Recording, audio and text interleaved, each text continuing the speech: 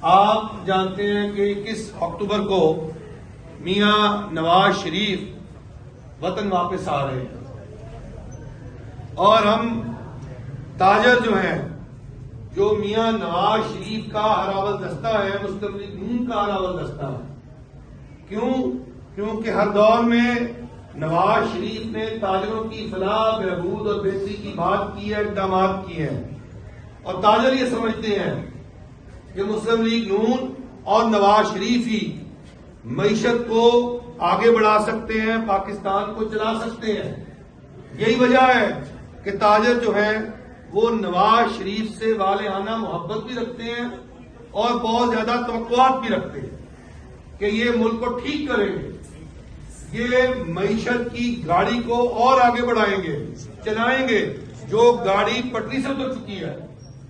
آپ دیکھیں کہ جب نواز شریف کا دور آیا، اسے ہر دور میں بحران ملے۔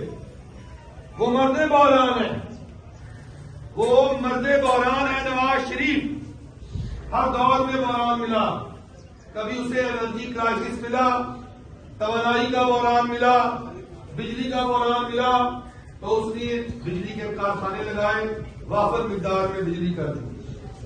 اسے دہشت گردی ملی، اسے کراچی کا تباہ امن ملا، اس نے دہشت گردوں کے خلاف جنگ لڑی، کراچی اور پورے ملک کے امن کو بحال کیا، پاکستان کو امن کا گہوارہ بنایا۔ مجھے آج بھی یاد ہے، آپ کو بھی یاد ہوگا کہ ہم اپنے گھروں سے نکل نہیں سکتے تھے، اگر گھروں سے باہر جاتے تھے، کام کاج کے لیے جاتے تھے، کسی اور مقصد کے لیے جاتے تھے، تو ہمیں بھی ایک وقت تھا کہ یقین ہوتا تھا کہ دعائیں مانگتے تھے ہمارے گھر والے کہ پتہ نہیں ہم واپس آئیں گے کہ نہیں آئیں گے۔ پورا ملک جو ہے وہ دہشت گردی کی لپیٹ میں تھا۔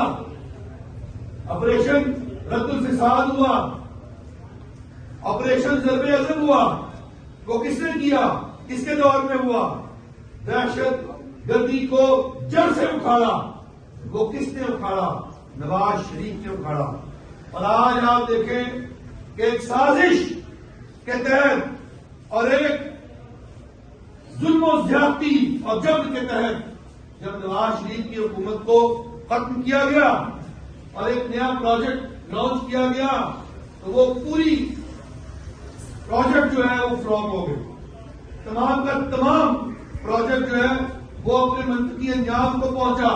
اس نے کیا دیا؟ اس پروجیکٹ نے تباہی دی، اس پروجیکٹ نے بربادی دی، اس نے شر دیا، اس نے فساد دیا۔ اس پروجیکٹ نے ہماری امن کی، معیشت کی، ہمارے آپس کے معاشرتی تعلقات کی، ہر چیز کی چولہے ہلا دی۔ اس نے سوسائٹی کو تقسیم کیا، ہم سب کو ایک دوسرے کا دشمن بنا دیا۔